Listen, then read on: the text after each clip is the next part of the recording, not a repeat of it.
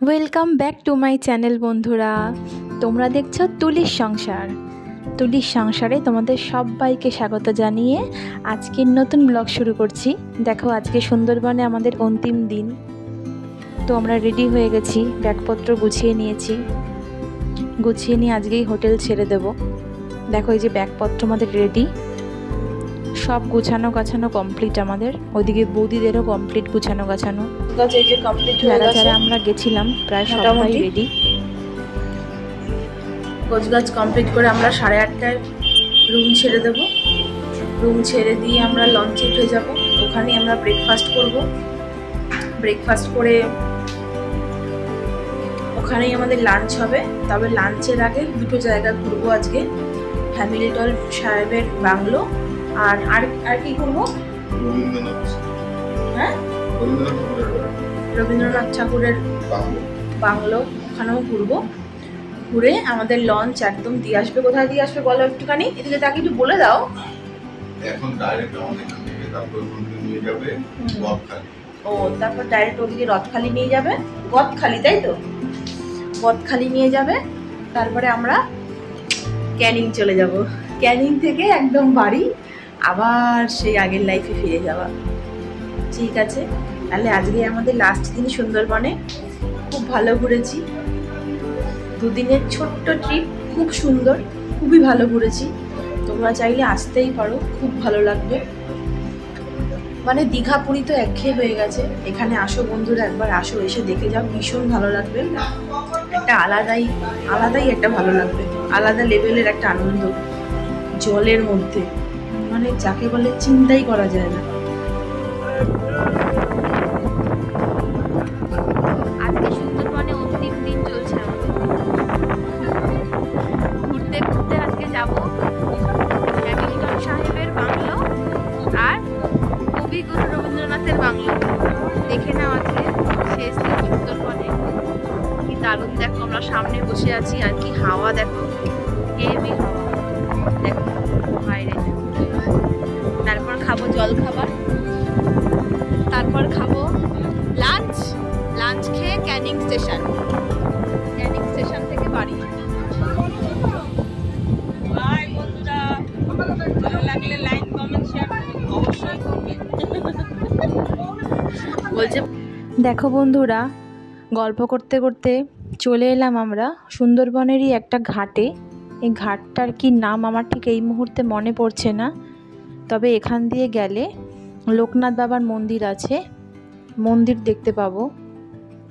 তাহলে চলো আজকে ঘুরে আসি লোকনাথ বাবার মন্দির থেকে। নামছি, এই ঘাটটা দেখেছো কতটা সরু, ভালো মানে, আর সব লঞ্চ একসঙ্গে এক জায়গায় নামছে, ভয়ে ভয়েই নামছিলাম। তো দেখো রাস্তা দিয়ে হাঁটছি, বৃষ্টি হচ্ছে, বর্ষাকাল জানোই তোমরা, আর এগুলো মনে হয় ধান ক্ষেত খুব সম্ভবত, এই জন্য জল জমে আছে। আর এমনিতে তো এখানে নদী নালা পুকুরে ভরা যাকে বলে, যেখানে যেদিকে তাকাচ্ছি সেখানেই দেখছি খালি জল, ভালোই লাগছে। সেই ওই গানটা মনে পড়ে যাচ্ছে, গ্রাম ছাড়া ওই রাঙামাটির পথ, মানে গ্রাম বাংলার সিন যাকে বলে।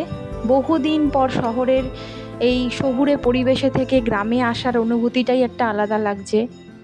সম্পূর্ণ একটা গ্রামের সবুজ আবহাওয়ার মধ্যে রয়েছি আমরা, তার মধ্যে বৃষ্টি পড়ছে, জল জলে ভাব, একটা ভিজে স্যাঁতস্যাঁতে মাটির একটা গন্ধ, সব মিলিয়ে প্রাকৃতিক সৌন্দর্যে ভরপুর এই জায়গা বলতে পারো তোমরা। দেখো চলে এলাম আমরা আবার হ্যামিল্টন সাহেবের বাংলোতে। রাস্তাঘাটগুলো ভীষণ পিছল বন্ধুরা, আর সেই মুহূর্তেই ভালো বৃষ্টি হচ্ছিল, এই জন্যে আমাদের হাঁটতে গিয়ে মানে অবস্থা খারাপ হয়ে যাওয়ার জোগাড়। আমার বর্দা তো পড়েই যাচ্ছিল কাদায় পা রেখে। এই ভিডিওটা দেখতে দেখতে আমার এখন প্রচণ্ড হাসি পাচ্ছে যাকে বলে। আর সেই সময় রাস্তাতে প্রচণ্ড কাদা, আর দেখো সমানে আমার ক্যামেরাটা নড়ে যাচ্ছে, মানে হাঁটতেই পাচ্ছি না, এক হাতে ছাতা, তোমার দাদাভাই ছাতা ধরে আছে, হাতে আমার ক্যামেরা, মানে হাঁটাই যাচ্ছে না, এত অসম্ভব পরিস্থিতি ছিল ওই জায়গাটায়, মানে হাঁটা দায় যাকে বলে। তার মধ্যে ঘাস কাদা সব মিলিয়ে মানে বিধিকিচ্ছিরি অবস্থা যাকে বলে। যাই হোক, এত বাধা বিপত্তি থাকা সত্ত্বেও আমরা পৌঁছে গেলাম দেখো হ্যামিল্টন সাহেবের বাংলোতে। কিন্তু বাংলো বন্ধ, বাইরে দিয়ে যতটুকুনি দেখার আমরা দেখব। ভেতরে যাওয়া হয়তো বা নিষেধ, বা জানি না কখন দেখা যায় ভেতরটা, তো আমরা ভেতরে যেতে পারিনি। বাইরের থেকেই যতটুকু সম্ভব টুকটাক ছবি তুলেছি। দেখো কি সুন্দর লাগছে। হ্যামিল্টন সাহেব হয়তো এখানে এলে হয়তো এখানেই থাকতেন, এই বাংলোতেই থাকতেন, তাই জন্য এটা স্মৃতি হিসাবে রয়ে গেছে হ্যামিল্টন সাহেবের বাংলো বলে। তো যাই হোক, সবাই এখন ফটো তুলতে ব্যস্ত, ছবি তুলতে ব্যস্ত। আমরা পিছন দিকটায় গিয়ে দেখছি এদিকটায় কি আছে। এদিকে একটা গেট মতন আছে, তবে ভীষণ কাদা, ভীষণ জল, খুব সাবধানে পা ফেলে হাঁটতে হচ্ছে। দেখো এদিকে একটা বড় গেট মতন করা আছে। এদিকে হয়তো কোনো কিছুর একটা, কোনো অফিসের কিছু একটা অফিস হবে, ওটাই আমরা দেখার চেষ্টা করছি। দেখো এখানে সাইনবোর্ড লাগানো আছে। তো যাই হোক, এই যে দেখো সাইনবোর্ডটাও আমি তুলেছি তোমাদের দেখানোর জন্য। এটা একটা অফিস বলতে পারো তোমরা। খুব সুন্দর এই বৃষ্টির মধ্যে এই অভিজ্ঞতাটা, এটা কোনোদিনও হয়নি, এই প্রথমবার হলো। তো দেখো আমরা চলে এলাম এখন আবার রবীন্দ্রনাথের বাংলোতে। কবিগুরু রবীন্দ্রনাথের বাংলো যাকে বলে। কবিগুরু এলে হয়তো এখানেই থাকতেন। সামনের ঝর্ণাটা দেখো কি সুন্দর, কি ভালো লাগছে, অপূর্ব এই ঝর্ণাটা। আর ঝর্ণার জলের আওয়াজটা তো আরও সুন্দর লাগছে। শোনাতে পাচ্ছি না এটা, কেননা এখানে গান চলছিল, কবিগুরুর গান চলছিল। তা যাই হোক, দেখো এখানে কি সুন্দর মূর্তিগুলোকে রাখা আছে, পাশ দিয়ে আবার গেট মতন করা আছে। অপূর্ব সুন্দর এই দৃশ্যটা লাগছে দেখতে। সাজানো গোছানোটা খুব সুন্দর, খুব সুন্দর করে সাজিয়ে গুছিয়ে রাখা আছে, যাতে আমরা পর্যটকেরা ভালোভাবে সুন্দর করে উপভোগ করতে পারি এই সুন্দর জিনিসগুলো। এগুলো একটা স্মৃতিসৌধই বলতে পারো।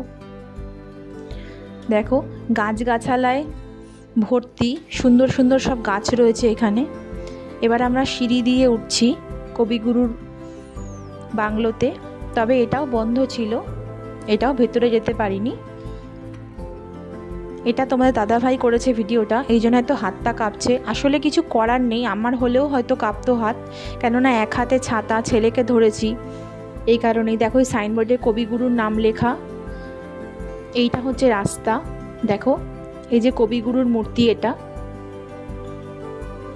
দেখো কি সুন্দর লাগছে। কবিগুরু এখানে দাঁড়িয়ে রয়েছে। যাই হোক, খুব সুন্দর জায়গাটা, আর খুব সুন্দর গান চলছে কবিগুরুর।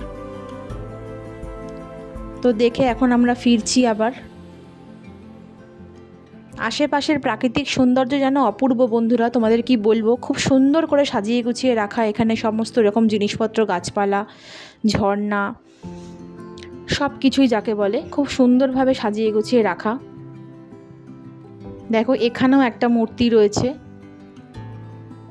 এটা হয়তো খুব সম্ভবত বুদ্ধদেবের মূর্তি হবে, ভগবান বুদ্ধের মূর্তি হয়তো এটা। দেখো তোমাদের জুম করে আমি দেখাচ্ছি। আর গাছটার আড়ালে রয়েছে বলে মাথায়, যেহেতু তার মাথায় গাছের পাতাগুলো পড়েছে, এটা যেন একটা আলাদাই সৌন্দর্য লাগছে। দেখো বন্ধুরা, আমার চোখে তো লাগছে। আর দেখো এটা বাচ্চাদের স্লিপ আছে, বসার জায়গা আছে, মানে খুব পরিষ্কার পরিচ্ছন্ন জায়গা, নোংরা ফেলার জায়গা, নোংরা ডাস্টবিনও রাখা আছে ওখানে, মানে খুব সুন্দর পরিষ্কার জায়গা। আর এইটা দেখো, সবথেকে সৌন্দর্য জিনিস হচ্ছে এখানকার এটাই, এটা আমার খুব সুন্দর লেগেছে। পুরো গ্রাম বাংলার ছবিটা, পুরো এখানে গ্রাম বাংলার যে চিত্রটা এখানে তুলে ধরা হয়েছে, এত অপূর্ব তোমাদেরকে কি বলবো। চলে এলাম দেখো সমস্ত কিছু দেখে দুপুরবেলা লাঞ্চে। এখন আমি ছেলেকে লাঞ্চ খাইয়ে দিচ্ছি। শেষ দিন আমাদের হয়েছিল ইলিশ বিরিয়ানি, সঙ্গে ছিল স্যালাড, আর ছিল হচ্ছে চিকেন কষা। সেই লাঞ্চের খাবারটাও খুব সুন্দর হয়েছিল বন্ধুরা। বিরিয়ানিটাও একটু আলাদা স্বাদের হয়েছিল, এরকম বিরিয়ানি আমি আগে খাইনি। আমাদের এখানকারের বিরিয়ানি তো অন্যরকম হয়, তবে সেই ইলিশ বিরিয়ানিটা ছিল একটা আলাদা স্বাদের। তো যাই হোক, ছেলেকে খাইয়ে দিচ্ছি এখন আমি। ছেলেকে খাইয়ে তারপরে আমি খেয়েছিলাম। তো ছেলেকে খাইয়ে দেওয়ার এটাই কারণ যে অন্য সময় ছেলেকে খাওয়াতে খাওয়াতে আমি খেয়ে নিই, কিন্তু সেই দিন যেহেতু খুব ব্রেকফাস্টটা একটু দেরি করে করেছিলাম, আর ব্রেকফাস্টের কিছুক্ষণ পরেই লাঞ্চ দিয়ে দিয়েছিল, ওই দুটো জায়গা ঘুরিয়েই।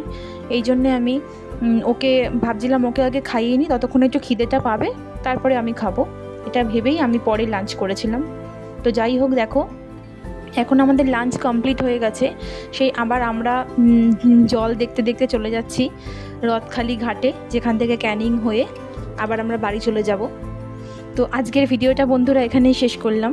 তোমাদের ভালো লাগলে তোমরা লাইক কমেন্ট শেয়ার করো, আর ছোট্ট করে একটা সাবস্ক্রাইব করে দিও। খুব শিগগির দেখা হবে নতুন আরেকটা ভিডিও দিয়ে। তাহলে আজকের মতন টাটা।